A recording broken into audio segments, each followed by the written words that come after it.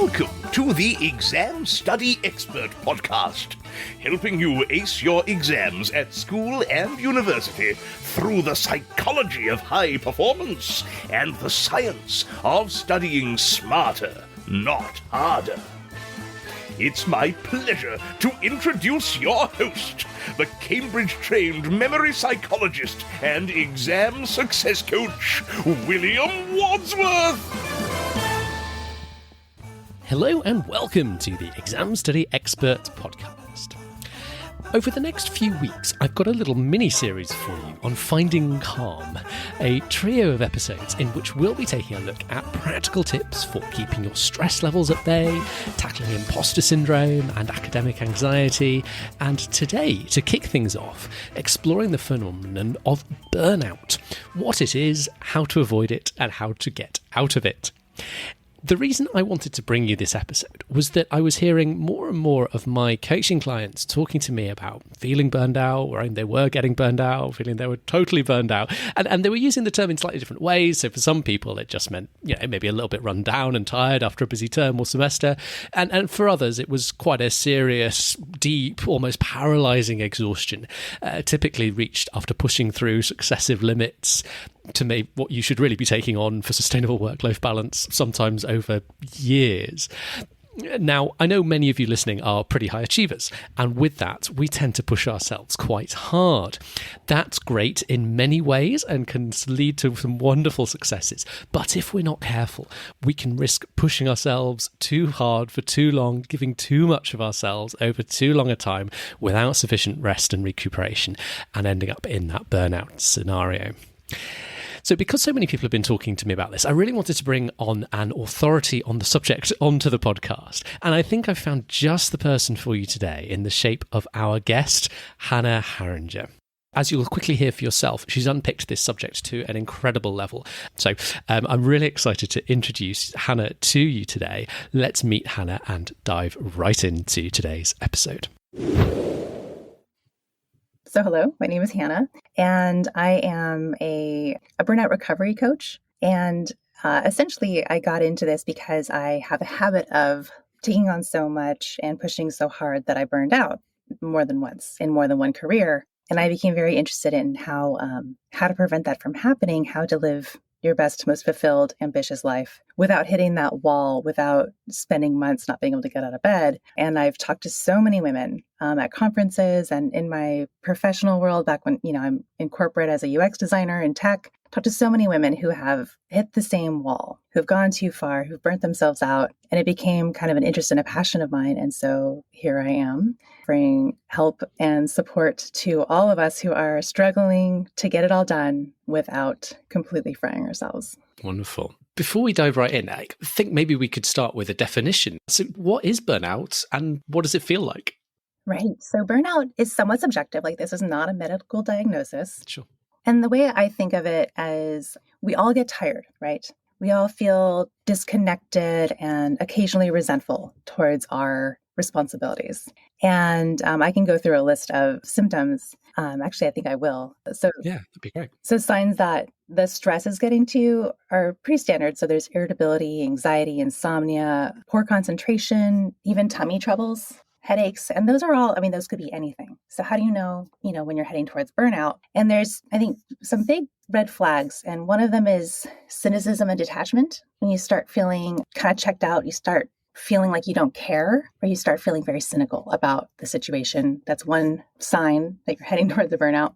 And then worse than that is when you start feeling that way, it affects your performance. And then when your performance is impacted, then you feel kind of like a lack of accomplishment, or like you've become ineffective at your job. And that's kind of at the tail end of experiencing a burnout. Like, ideally, we turn things around before you hit this wall. And that can lead to like hopelessness and poor performance and feelings of inadequacy and feeling easily overwhelmed. So, we don't want to get all the way to just not functioning. So when we start to feel that feeling of overwhelm, extreme fatigue, cynicism and detachment, typically we take some time off, right? Take a weekend off, and you come back on Monday and you still feel that way. And it happens again the next Monday and the next Monday, and you start to feel dread on Friday about the Monday. That's a red flag. It's kind of like when you don't come back, when the rest that is scheduled into your normal life isn't enough. and you're not coming back with a full cup. I feel like that's when you need to start looking for some support or looking to make some changes in your life and the balance of your life. And yeah, I think it's that just not recovering in the time that you have to recover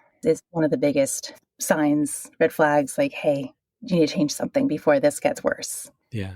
Just maybe talk to your own experience a little bit, just to add a little bit of colour maybe for people listening. So you mentioned your experience. I think you talked about not being able to get out of bed, Yeah, what was it like for you?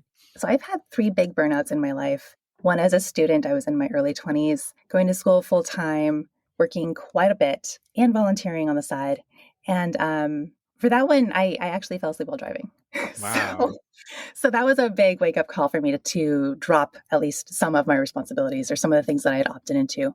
Because I did crash the car. I survived. No one was injured. The car was done. But scared me, right? Yeah. So I did stop the volunteering work and focused just on school and work. My second burnout was when I was a holistic healthcare practitioner and I didn't know how to say no. And I was very much a people pleaser. I always wanted to say yes. I always wanted to be the one to do things. And I just said yes to too many things. And I got very, very sick. And that one was only a few weeks, but it was the sickest I've ever been in my life. And it was right when I was about to do something that I didn't want to do. I had that resentment hard. Like, I should not have said yes to this. I don't want to do this. I don't. But why did I say yes? So I ended up not doing it. But that's a terrible way to back out of something. And then my last one, my most significant one, the last time I burnt out, which really kind of helped me to dive into the whys and understand the reasoning, like, why does this keep happening? Because it's a cycle for some of us, like if you are a high achiever, a people pleaser, a perfectionist, these things can continue to happen over and over again. So in that one, I was a young a mom. So I was in my 30s, had just had babies, working full time, running the household, had the young children, and I didn't change the way I worked. Not that you have to, but if you work the way I work, you might want to. So, and I got, I started feeling resentful. All those symptoms started coming up, the extreme fatigue, which obviously a mother of very young children, you're going to feel a little tired anyways. But it got to a point where I couldn't get out of bed for months. It took months. I was not able to get up. I was like working from home in my bed, kind of. And that scared me. That really scared me because it wasn't just me anymore. It's not just my life on the line here. It's like I'm responsible for these 2 little humans that need me to show up as my best self every single day. I'm responsible in this marriage to show up. I'm responsible to pay the bills for this household. I have a career that I put sweat and tears into building, and I don't want to lose it. I don't want to damage my reputation. And so those things matter deeply to me. And this this burnout was a wake-up call in that way, in that, like, I have to recover from this and it's never happening again. And that was where my journey really began, in understanding what the deep work was that would lead to the changes that I need, because it's not just external factors that lead to a burnout. It's also how you behave and who you are being in conjunction with. So it's like an inner game and outer game. So I think in your work, I understand you talk about, 6 main traps, you might want to call them. Do those kind of fit into those external and internal drivers?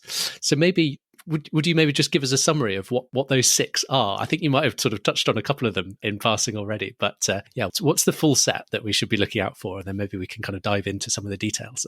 Yes. So I think of these as like the 6 success traps, and they are the same behaviors that drive us to success. However, when we take them too far, they can drive us to burnout, especially if they are driven by fear. So those are, the first one is people pleasing. So if you find yourself constantly overworking and you're driven for the need for approval, and you end up being just like the go-to person, and you take on more and more and more because you don't want to upset anyone. You don't want anyone to be unhappy with your performance. You don't want anyone to feel like unhappy because you didn't do their job for them. So there's that people-pleasing aspect of it. That's one behavior, right? And then there's the perfectionism, which I think we're familiar with. There's a lot written about being a perfectionist and how that plays into leading to burnout. And that one also can be driven by fear. And when we hold ourselves to such a high standard that meeting it consistently sucks our life out of us, like, that is a level of perfectionism that we need to take a step back from. Like, sure, it can drive you to success. It can drive you to be known as the person who gets things done really well, but you don't want it to go too far. You don't want it to end up damaging your career. And then there's also overextending. So when you step up and volunteer to take on other people's responsibilities and you're overextending, you're overworking, you're everyone else's rock, you're everyone else's emotional support, you're everyone else's everything. And then in turn, kind of neglecting your own self-care because there's just no room left in your life to take care of yourself because you have overextended yourself on behalf of everyone and everything else on the planet. So that's another behavior that can drive us to success. It can also drive us to burnout. Helping. So some of us have a very helpful nature, which is a beautiful thing. So like I'm saying, like all these success traps, there's like a flip side. Perfectionism means, you have high quality, high standards. The flip side is perfectionism, which can drive you to burnout. With helping, beautiful thing, absolutely beautiful to love helping others. And I love helping others. But if you are constantly offering to help and being that helper and placing others' needs before yourself, which we're taught to, or many of us are taught to from a young age, it can drive you to burnout if not balanced. And the sixth is being the nice girl or, the nice person. It's kind of like a combination of people pleasing and overextending, but really the root of being the nice girl or the nice person in the situation is that you never say no. You say yes to everything. The idea of saying no gives you anxiety. And so that's something that, it can lead you to success if you're saying yes to the right things. It can also not. You could just spin in circles if you're just saying yes to everything. But always saying yes and not having a really solid no practice in place, like knowing how to say no and standing in your own space, that can absolutely lead to burnout. And if you don't make it all the way to burnout, you're still going to end up feeling resentful if you're not saying yes to what actually matters to you. So those are the 6 things that come up as behaviors. And those behaviors can be driven by fear, and we can talk about the fears that drive them. But those are the 6 behaviors that are that we have control over, that in play with the external factors, which we can also get into, can accelerate or lead to a burnout. So I'd love to come back to those 6 areas in a moment, and we maybe talk about some of them in a bit more detail and how to kind of overcome them. And there are just a couple of other things you mentioned are quite important by way of kind of context. So you talked about kind of the external drivers and then also kind of some of the reasons for the fear. So I wonder if you talk to those bits of context as well. Absolutely. So those behaviors, those 6 success traps are typically, if they're driving someone to burnout, typically they're being driven by fear. Like fear is what is pushing that behavior, what causing that behavior. So changing the behavior itself, like maybe you can tackle the behavior, but typically we just end up falling back into it. So what we need to do is look at the fear behind it. And, there's like top 5 fears that tend to drive us to behaviors that lead to burnout. And the first one is like the fear of scarcity or belief that there's just never enough, like the pie just isn't big enough. And that can drive us to feeling like if we don't become a perfectionist, people please, always say yes, if we don't exhibit those behaviors, that we won't get a piece of the pie. We won't be rewarded. The pie is not big enough. And it's that fear of scarcity that drives the behaviors, and the behaviors are the perfectionism, the people pleasing, the always saying yes, being the nice girl, the overextending, the overachieving, the helping. And it's driven by that fear of not enough. Or maybe, and as far as where that fear comes from, it can come from so many places, but oftentimes it's an experience at some point in our lives and during our programming of not having enough, whether that's growing up without enough or some other exposure or some other belief system that we've adopted that has developed that fear in us.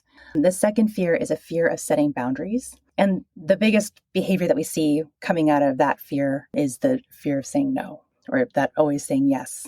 And so if you are afraid of setting a boundary, of separating yourself from your work, of saying a clear yes to what you do want and a clear no to what you don't want, there's a fear behind that, typically of rejection or of like a loss of self, of like a loss of, or fear of having autonomy. It's a complicated one, but there's definitely a fear of setting boundaries that exists that I've seen in women that I worked with, and often women or people in general who have that struggle or that fear of setting boundaries. They overcommit and they struggle to manage their time effectively, and they tend to be in a reactive state because they have to react to whatever comes up because there's no boundaries in place.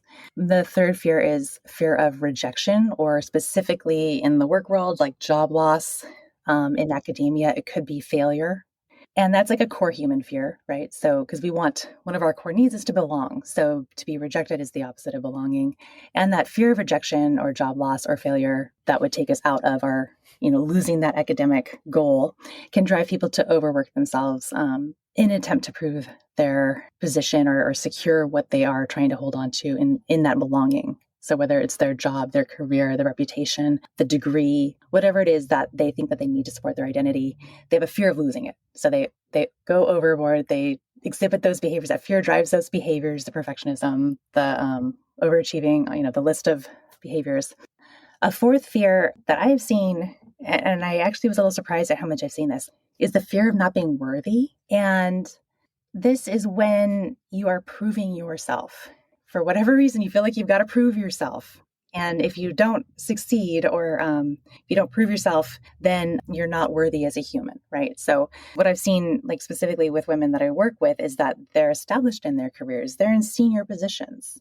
And they are still proving themselves every single day. Like they don't have to. Like the people around them aren't proving themselves. They just show up. But the fear that's driving their behavior, they're overachieving, they're constant leaning in, the never letting go, the not having boundaries, is this fear of not being worthy. It's like we call it imposter syndrome, right? Yes. But it's like imposter syndrome, but really deep. And the fifth one is, actually, I think it was just the four. Yeah, it was just the four big fears. And then those drive all those different behaviors that are like the success traps, those behaviors that can lead to success, but they can also lead to burnout if out of balance. Yes.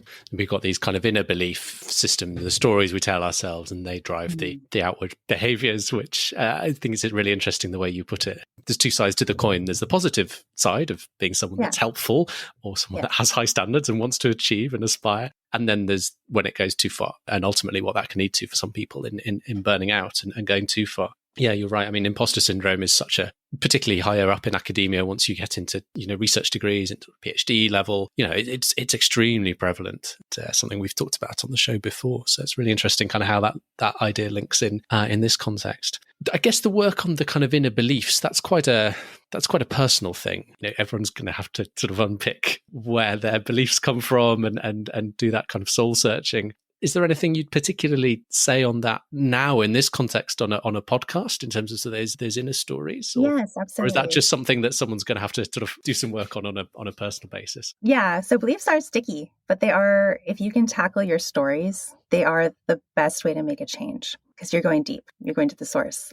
I do want to call out that, I'm saying all these behaviors that, like we're saying, there's a positive and the negative side to them. I just want to encourage people not to beat themselves up if they have one of these behaviors or they exhibit several of them, because most of us who say, hey, I'm burning out, we tend to have a few of them. Yes. Because every behavior has a positive intention. And I'm going to say that for our beliefs too. So if your belief is fear-driven, it has a positive intention for you. Your behavior has a positive intention for you. And that intention is typically to protect you from what you're afraid of. And so when you give yourself that compassion and be like, I'm a perfectionist because, maybe I grew up poor, we didn't have enough and I never want to experience that again. And so my belief is that there's not enough. That's my fear. It's driving this perfectionist behavior and it's led to great things in my life because it is trying to protect me. However, I'm fatigued, I'm hitting a wall, I'm struggling with staying engaged with my job, with my studies, and I need it to shift, right? So that's kind of the arc, So you get to that point where you're hitting that wall and you're like, oh my goodness,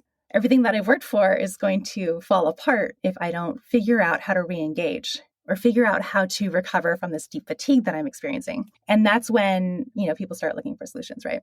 And so I just wanted to say, none of these things are evil or bad, right? They all have a good intention. And for most of us, they've worked really well. It's just that they're working too well and we need to rein it back in. And so what we do is we look at those fears. And I have almost like a quiz, to identify which fears you should tackle first, because usually we have more than one, especially if we find ourselves in this cycle of burnout. And then what we do is we try to reframe the fear. And that is like a whole coaching session. Sure. But essentially what you do is you identify the fear, which is a huge step. That's a big step. Realizing that you have a fear of not enough or a fear of not being worthy or whatever it is, that's a huge first step. So if you can identify your fears or realize what's driving the behavior, that is to be applauded. That is a huge first step. And then once you've figured out, okay, well, I think it's mostly this one, so we'll start here. You can look at where that fear has come from, maybe the first time that you've felt that fear or the first time that you've been exposed to a belief or story that supports it. So we're looking for evidence to support the belief, right? So if you believe that you're not worthy, at some point in your life, there's been some sort of evidence or story given to you or you've been exposed to that formed that belief. So looking for that evidence both for and against your belief. So you can find evidence for either depending on what you're looking for. People tend to find what they're looking for. That is like basic human psychological thing. So start looking for evidence of the opposite. So, or evidence of something that is closer to the opposite if you can't go all the way there. So if you feel like I am not worthy, and that's the root of the fear of not being worthy. Like you have to prove yourself. You've got the imposter syndrome. You're not as good as everybody else. Whatever your story is, whatever your narrative is, look for evidence to the contrary because it exists. It is there. You just have to intentionally look for it because right now your story is driving you to only see evidence to support itself, right? Because that's your belief. So, I mean, as far as like how to do it, just sit down and take some time and look for evidence that supports that you are in fact worthy, and you will find it. If you look for it, you will find it. And then with that evidence to support a new belief, which is that you are in fact worthy, because we are all worthy, then you can start to reframe your belief. And that could be something like with the worthiness example, instead of everyone else is better than me, they're succeeding, why haven't I? You can shift it to another statement like, if they can win, why not me? If they can succeed, why not me? And just like shift it a little bit. Whatever your new belief or statement or story is, you have to be able to believe in it. So even if it's just a little shift in the right direction, as long as you can buy in, then go with it and practice it. That's another thing, like just doing it once, like sitting down and doing a good solid journaling session and digging it all up, getting yourself like a mantra and then like saying it once, you'll make some progress. But these beliefs, these stories that we've told ourselves have been on repeat in our brains, creating a deep groove for sometimes decades. And that groove is deep. So what we want to do is start creating a new groove. And to create a new groove in our brain, I'm thinking of a record player, if any of you can relate to that. To create a new groove in our brain, we have to practice it. So scheduling time, it can be a very short period of time. It can be like 2 minutes while you're having your coffee, and review your new statement, your new belief that you're practicing, just to like have a daily reminder and start practicing and creating that new groove. So that's kind of, I guess, like a high level walkthrough of one of the ways that we can tackle those foundational beliefs that are driving the behaviors.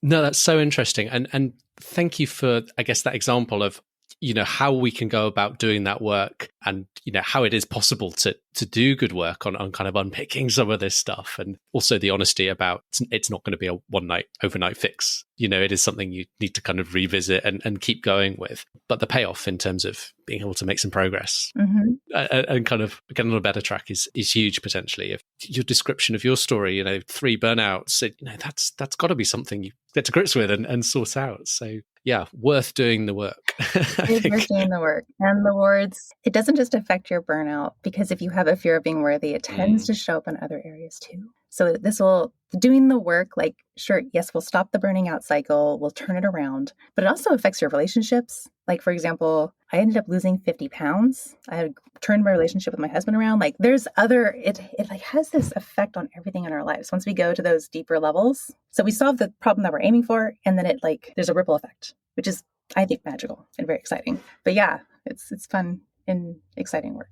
Should we go back to the sort of behavior level and talk about some of the 6? Sure. Let's assume we're sort of at least started the journey on the inner work. I'm going to kind of count backwards, I think. So with the 6 things we mentioned earlier, in at number 6, we had being a nice girl, I think you put it, or never saying no, or being afraid to say no. So I guess this one is about setting effective boundaries and struggling with that. Yes. I mean, a lot of these, like I labeled them as 6 separate things, but a lot of them, they're a little bit overlappy. But what I found with the nice girl is that maybe you were raised to be, I don't want to say obedient, but always be helpful to others, always put others first, put yourself last, and never say no. You'll get in trouble, right? That's rebellious. You don't say no. So, I mean, there's different ways that a fear of saying no, this always saying yes, can come up in our lives. And those are just a few. And it exhibits itself kind of like, it can be really passive. So you may not even realize you're doing it. And I've seen this so many times where people just have a full calendar. They're double booked. They can't do anything about it. They have no control. People just put things on their calendar. So by not doing anything about it, by not saying yes or no, you just have stuff on your calendar. And I used to do this. You're saying yes. Like if you're not saying no, you're saying yes. And so I think realizing that when there's a lack of clarity around what you're saying yes and no to, it tends to be like other people will just be like, I'm going to take your yeses then because I need someone to help me. And so it can be passive by not saying no to something that we end up being dragged into, and we don't even realize that we're saying yes. We just get resentful. You're saying yes by not saying no. And so I think that there's the proactive person who's always saying, yes, I can do it. I can do it. I can do it. Someone comes up to you, you say, you look at your calendar, there's no way in hell you're going to be able to do this thing. You say yes anyways. So there's that, which I think is more obvious, I'm that person. But there's also that aspect of us where, like I said, it's passive. We don't realize we're saying yes. We're just not saying no. Yeah. How do we try to teach ourselves to start setting effective boundaries with colleagues, peers?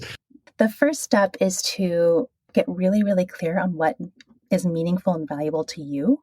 And so this is when I think of the process of ending the cycle of burnout, the first thing that we do is identify your values and your purpose, not your boss's values, not your mother's values, not your spouse's values, your values, what matters to you. And so many of us are so wrapped up in layers of expectations, of shoulds.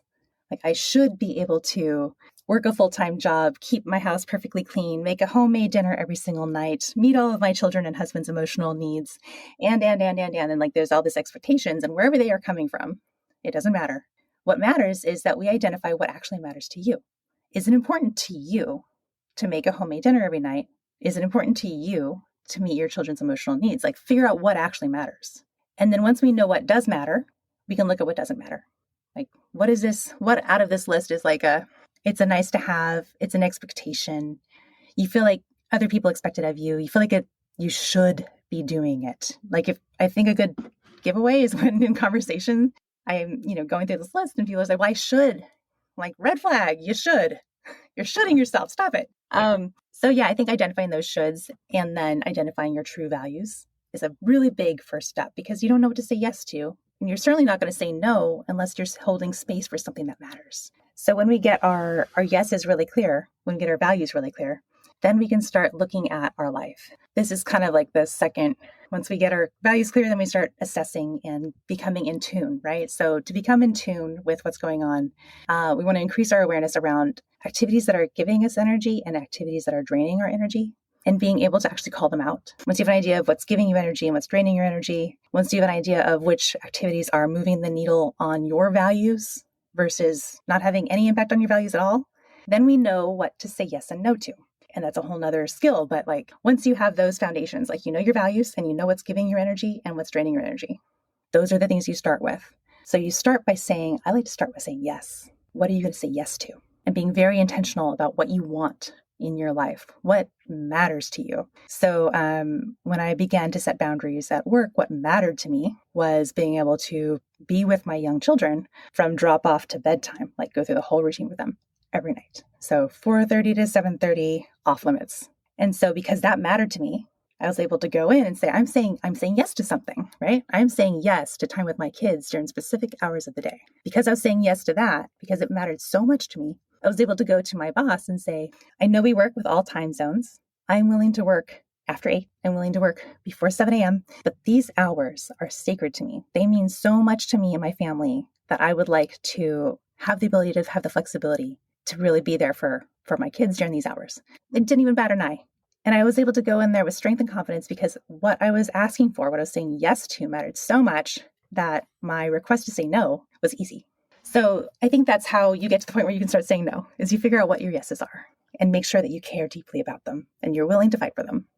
Beautiful example. I really like how you link that to both values and then kind of what gives and drains energy as sort of decision-making criteria. I talked about, so we're recording this in January, I talked about the sort of word of the year or theme of the year concept a couple of episodes back. At time of recording, won't be a time of broadcast, I have to look back at the January episodes. And, for me, certainly that's been quite a useful concept in just a really simplified version of what are your values, what's important to you, just having that idea of what am I aiming for this year, whether it's a year of simplicity or a year of adventure, or, that just gives you an idea, does this fit in with what I've decided is my kind of direction for this year.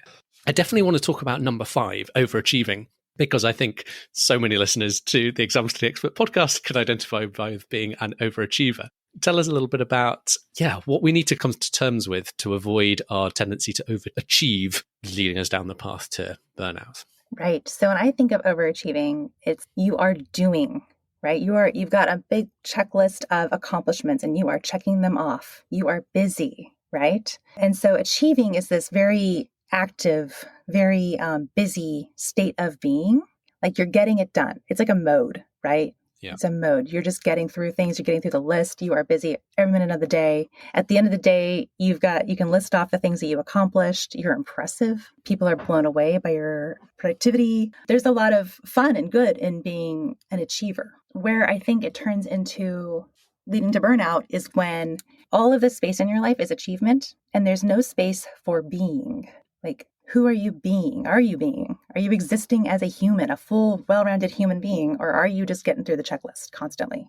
And this one, I'm very much a checklist person, and I like to get things done. So even I have to remind myself, am I making space to be? Am I making space to just relax and enjoy a show? And I was like this as a student too, where I never took a break. I didn't have fun. What is that going to do for you? I was definitely just constantly achieving and doing. And if I wasn't doing that, I was asleep, And so the way to balance the overachieving is, well, first identify the fear that's driving it. And, you can go through all of those steps, but also look at your calendar, look at your, I don't know if your time box, but what we tend to do is accomplish, right? But we don't make space to refill our cup. We don't make space to exist and to be, right? So sometimes I'll go through the calendar and I'll color code. Is this that driving, getting it done space, or is this a refilling my cup space? And when you look at it, do you have anything on there to refill your cup? Where's your activity to recharge? Where's your activity to rest? And it could be anything, whatever refills your cup. There's no judgment. You could read fantasy novels. You could go to the spa. Anything, right? We're all different in that way. But just making sure that every day, there's a couple different ways that you're refilling your cup. And it could take anywhere from an hour to 2 minutes to recharge. And so I think that it's just being really intentional in your driven, get it done state to make space, to, add an extra checkbox in there to refill your cup and to let it go. Let go of all the things you're trying to do. Just let it go for a little bit. Trust that everything will be okay and breathe. I think that's great advice. So I think I'm going to skip number 4, helping, and number 3, overextending, because I really want to talk about number 2, perfectionism, because I think that's, another one that is going to be a big theme for quite a few people listening. Because I think perfectionism was a big part of, again, back to your kind of 2 sides of the coin thing, both what led me to success in my own kind of academic journey, but also, some of what caused challenges. And I never considered I kind of burned out or anything, but it's certainly when you're kind of striving for the perfect set of grades, that can create a lot of pressure, and it's not always necessary, I think, to put that amount of pressure. And I think we need to balance that with perspective too. Yeah, what's your experience on this one? Right. I remember my first fail, and I was devastated. Okay, so I was pretty young. I think it was actually, I failed my driver's test, but it was the first time I'd failed anything in my life. I was used to straight A's all the time. I'd never gotten a B, much less failed something. So I was devastated. I was so distraught. I thought I was just the worst human being in the world for failing that. And that kind of mentality carried forward. I expected myself to get A's all of the time. If not the best grade in the class, I was kind of okay, maybe with the second best grade, only if I really admired the person who got the highest grade, right? And that was my expectation through college. And that's kind of what I was working for. I was working to be the best. I wanted to be the best at, whatever it was. I didn't really have an overarching strategy. And I think that that's when choosing good enough comes into play. When you have a clear goal, and perfection is not necessarily a prerequisite to get there. And this is something I learned as a designer, because I learned to create things that were good enough and then get feedback on them and then iterate. Because going into something thinking that you know what perfect is, I think in academia, it's a little easier, right? Because it's a grade and that's clearly defined. But once you're out of academia, perfect is not clearly defined. What does that even mean? You could do really, really, really amazing at solving a problem and then find out you solved the wrong problem. And we find this in software design. We do this all the time. We solve the wrong problem really, really well. So what I learned was experimentation and to learn from feedback. And so to do something good enough, the MVP, right? And then get it out there and get that feedback. And that feedback is criticism, by the way. So you're intentionally solving a problem well enough to get specific criticism on it so that you know what the real problem is to solve. Because before you get that feedback, you're kind of guessing. You're like, well, I think this is the real problem. I'm going to solve it well enough, get some feedback and see if it is even the right problem to solve. So that process of becoming a designer and learning how to get the iterative feedback and I guess striving for perfection within scope. So there's a deadline, things you have to stop working at some point. So you have to be done enough, right? So go as far as you can within constraints. So I learned that perfection is not the goal. The goal is to solve a specific problem with an outcome. And there's usually a constraint involved, if not several. And so if you were able to solve a goal with an outcome within the constraints that you're given, you have succeeded. And then you get feedback and you can iterate on it. You don't need perfection. You just need to be able to iterate. So I think, the way I see this playing out for some of the students and scholars I work with is particularly when you're taking a very advanced exam, you can't cling to the idea that you will have learned everything for that exam. There just isn't time, particularly if you're trying to take a very demanding exam alongside a full-time career and maybe family demands as well. But you don't need that level of perfectionism in how much you've learned to pass the exam. You need the pass mark to pass the exam. That's your goal, 70% or whatever the pass mark is. And I think making peace with the fact that you won't learn everything is quite a difficult but essential first step to coming to terms with the task ahead and not burning out along the way. So I think that's a really, really interesting one. I love that because you're saying, okay, this person has a goal and it's to pass an exam to get to wherever they're going, right? Wherever they're going is really the end goal. And then they have requirements to get there, which is to pass. Passing is the requirement. Acing is not the requirement. So you don't have to ace anything. If passing is the requirement, you just pass. And you save the rest of your energy for what matters to you, right? Now, if there's things that you're curious about and you want to iterate and learn more, you have your whole life to go deeper. But within, like you're saying, you have a certain time constraint. You have an exam to study by X amount of time. If the requirement for your MVP, which is whatever the goal is you're going for, whatever degree, whatever certification it is, that's your MVP, is to pass, then you pass. Because no one's going to look once you're out of academia. No one cares. So do the MVP and take note, like, oh, I'm really curious about this subject because I care about it, not because I have to be perfect, not because I need an A. I care about this subject, so I'm going to take a note and I'm going to study it when I have the time. But right now I have to get the pass, take care of my family, take care of myself, because I'm aiming for this goal. So it is very similar. Like you have your requirements, you have your deadline, you have your larger objective. And I think what might help is realizing that the other things going on in your life are also requirements. So you have to meet them all, like basic self-care requirement, whatever your value system is within your family, like upholding a certain standard of connection, it's a requirement. So I think getting really clear on what your requirements are, what your values are across your life, and then you can say how much effort you can put into each thing to meet all of those requirements while still getting your MVP or in academia, your certification or your degree or whatever it is.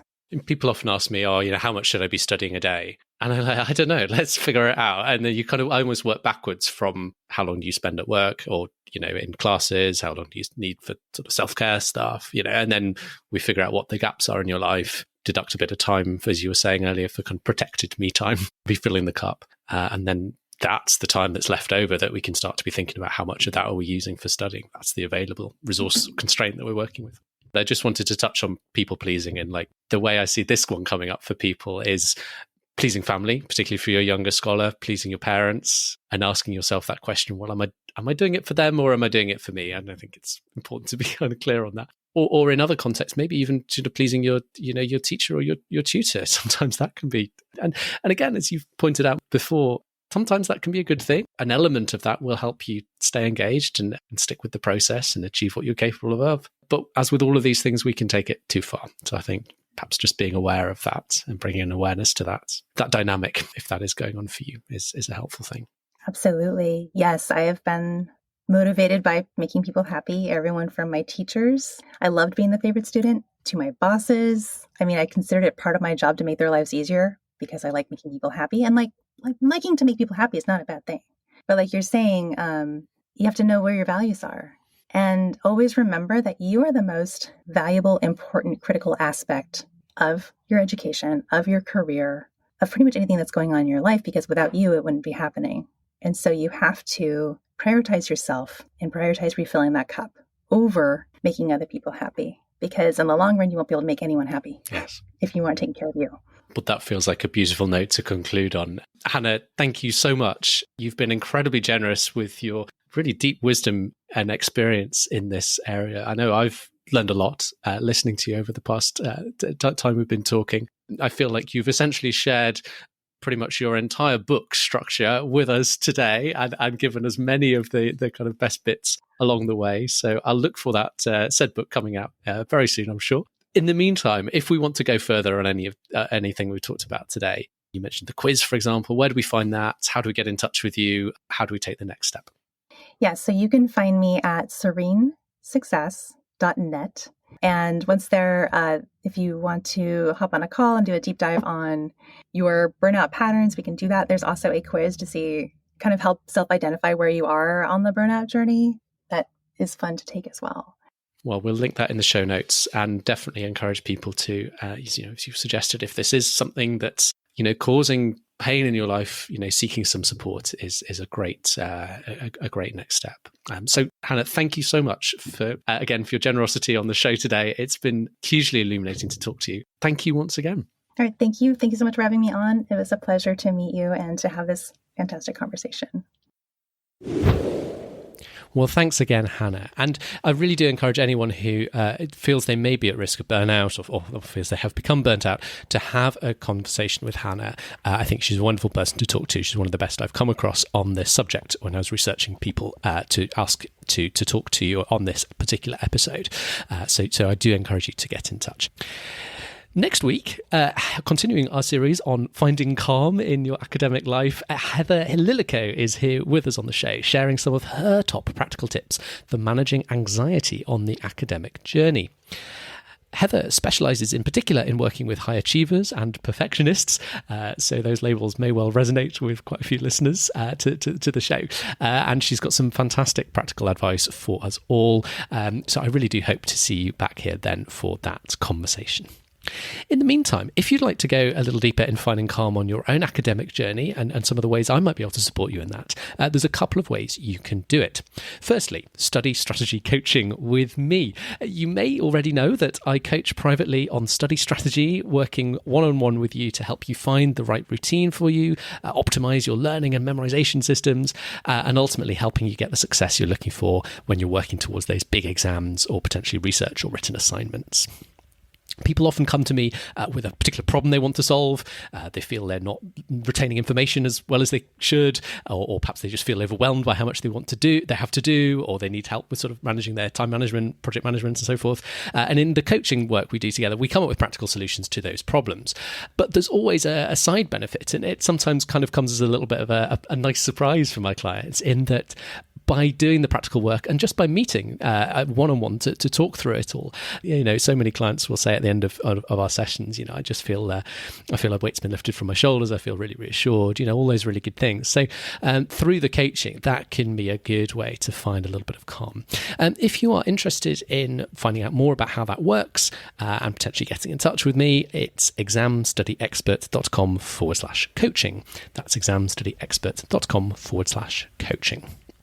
Or if you prefer a self-study, self-guided model, you could look into my mindset program for scholars called The Scholar's Way. The promise of that program is helping you find peace and purpose, calm and clarity in your studies once more, and helping you change some things about how the way you kind of approach your studies, both practically and in terms of your attitudes and your kind of mental perceptions, that can really sort of have a transformative effect on how you feel through the study process. Not only making you more productive, but also helping you, enjoy it that much more and find that much more peace and calm in the process. If you'd like to learn more about that particular program, it's a really, really good program. It's one of the things I've put together that I've been most proud of over the years. You can learn more at examstudyexpert.com/TSW, which stands for The Scholar's Way, the name of the program. So that's at examstudyexpert.com/TSW. for The Scholar's Way. And as with all of my online self-study programs, that's included if you are a Study Smarter Network member, my premium membership that includes all of my digital self-study programs. Thank you so much once again for listening today. It's been a real pleasure to have your company, and I look forward to seeing you here again soon. Wishing you every success, as always, in your studies. Wasn't that wonderful? if you're feeling inspired, why not leave us a rating and a review in your podcast app? It would make our day. Thanks again for listening, and see you soon.